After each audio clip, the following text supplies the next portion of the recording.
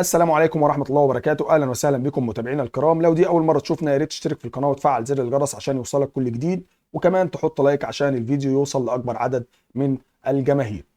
مباراة مهمة جدا لنادي الشارقة لحسم الصدارة مع الوحدات الأردني في المجموعة الثالثة من دوري أبطال آسيا 2. هتتلعب الجولة الثالثة بإذن الله تعالى ما بين الشارقة وسبهان أصفهان. عايز أقول لك الشارقة نتيجة مبارياته في الجولة الأولى والثانية لعب مع دوشيمبا كسب 1-0، ولعب مع الوحدات اتعادل 2-2 عشان تكون ترتيب المجموعة وترتيب الشارقة كالآتي: الوحدات في المركز الأول 4 نقاط، والشارقة في المركز الثاني 4 نقاط، ولكن فارق الأهداف للوحدات اللي مسجل هدف زيادة.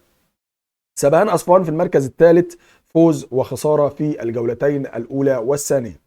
عايز أقول لك المباراة دي هتتلعب في استاد نادي الشارقة في الإمارات بإذن الله تعالى في الجولة الثالثة في تمام يعني يوم الثلاث 22/10 أو 22 أكتوبر الحالي، في تمام الساعة 5 مساء بعد العصر بإذن الله تعالى بتوقيت السعودية ومصر، والساعة 6 مساء بتوقيت الإمارات العربية المتحدة.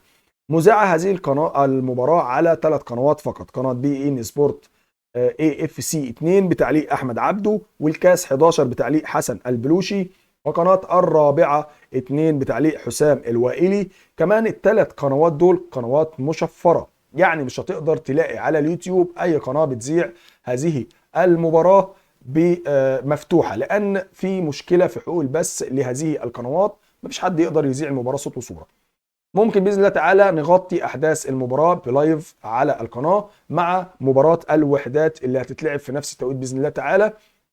فما تنساش تشترك وتفعل زر الجرس، وبالتوفيق للشارقة في هذه المباراة ضد أي فريق أجنبي. بشجع الفريق العربي أو المنتخب العربي.